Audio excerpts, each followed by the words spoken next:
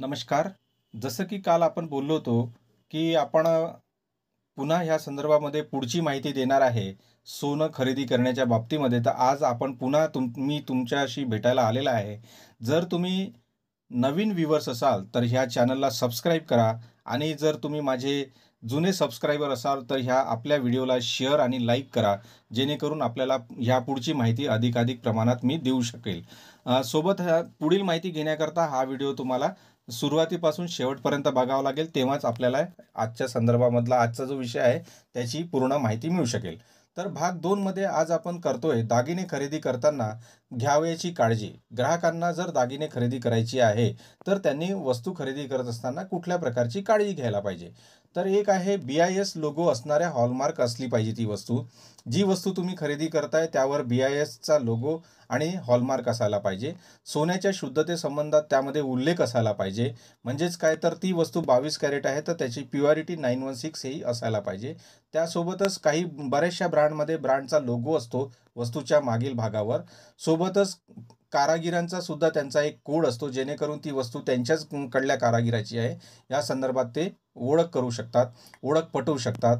वस्तूची बनावट कशा प्रकारची आहे, म्हणजे ती व्यवस्थित आहे की नाही, आपल्याला योग्य समजणारी आहे की नाही, आपल्याला सूट होणारी आहे की नाही, अशा प्रकारच्या त्या वस्तूच्या बद्दल सुद्धा आपण ती शहानिशा करायला पाहिजे.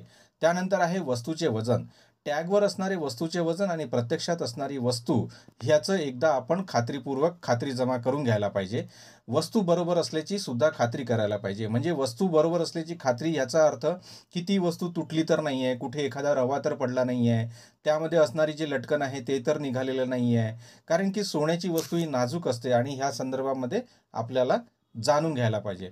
सोबतच वस्तूचा टिकाऊपणा. वस्तू घेत असताना ती वस्तू बरोबर राहील की नाही, ती नाजूक तर नाही आहे आणि नाजूक असताना त्या वस्तूमध्ये एखादी टिकली किंवा एखादा लटकन हे पडून तर जाणार नाही, ते सुद्धा जाणून घेणे आवश्यक आहे. वस्तूची एक्सचेंज पॉलिसी.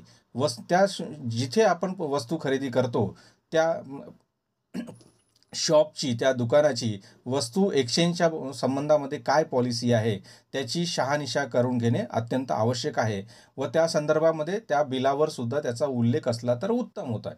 पैशाची गरज भासल्यास पॉलिसी. एखाद्या वेळेस जर ही वस्तू आपल्याला गरजेनुसार विकायची असल्यास, ती वस्तू विकल्यानंतर त्यामध्ये कुठल्या प्रकारचं डिडक्शन होणार आहे, वजनामध्ये काय फरक पडणार आहे, भावामध्ये कुठल्या प्रकारचं पर्सेंटेज कमी होणार आहे, याची सुद्धा खातरजमा आपण एकदा करून घ्यायला पाहिजे. सोबत वस्तूचा हिशोब. वस्तू फायनल झाल्यानंतर त्या वस्तूचा संपूर्ण हिशोब करून घेणे आवश्यक आहे. जसे की सोन्याचा भाव, लागणारी मजुरी, लागणारा GST आणि त्यानुसार त्यावर जर स्टोन असेल तर स्टोन व्हॅल्यू, जर इतर काही असेल तर त्या संदर्भामध्ये त्याचा पूर्ण हिशोब एकदा आपण बारकाईने चेक करायला पाहिजे. पेमेंट करण्याचे प्रकार. पेमेंट करण्याचे विविध प्रकार असतात, जसं की कॅश पेमेंट आहे, कार्ड पेमेंट आहे, NEFT आहे, RTGS आहे. तर हे सगळं जाणून घेणे आवश्यक आहे. कॅश पेमेंटमध्ये RBIने ठरवून दिल्यानुसार 2 लाखाच्या वर पेमेंट आपल्याला कॅश पेमेंट करता येत नाही, तर याची सुद्धा खातरजमा करून घ्यायला पाहिजे. ऑफर असल्यास त्याचा हिशोब.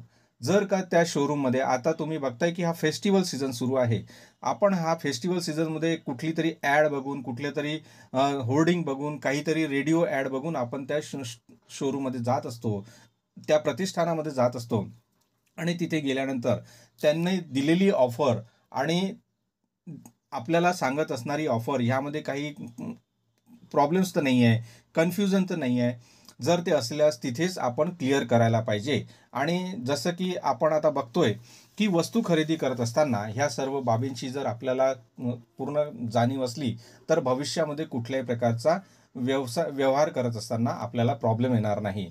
तर मित्रांनो, हा माझा व्हिडिओ हा फक्त नवीन ग्राहकाकरता किंवा एक्झिस्टिंग ग्राहकाकरता नसून हा ह्या क्षेत्रामध्ये जॉब करणाऱ्या प्रत्येक प्रतिनिधीकरता आहे आणि हा एक नॉलेज वाढवणारा व्हिडिओ आहे. ह्या संदर्भामध्ये तुम्ही हा माझा व्हिडिओ आता शेवटपर्यंत बघितला, त्याकरता मी तुमचे खूप खूप धन्यवाद करू इच्छितो. आणि पुन्हा एकदा नवीन व्ह्यूवर्सला मी माझी आग्रहाची विनंती आहे की त्यांनी ह्या आपल्या यूट्यूब चॅनलला सबस्क्राईब करावं आणि जे एक्झिस्टिंग व्ह्यूवर्स आहेत त्यांनी याला लाईक आणि शेअर करावं, जेणेकरून ही माहिती तुमच्यासोबतच इतरांपर्यंत सुद्धा जाऊन पोहोचू शकेल. तर धन्यवाद. पुन्हा एकदा उद्याला आपण या संदर्भामध्ये एक व्हिडिओ देणार आहे. तर पुन्हा भेटूया उद्या. नमस्कार.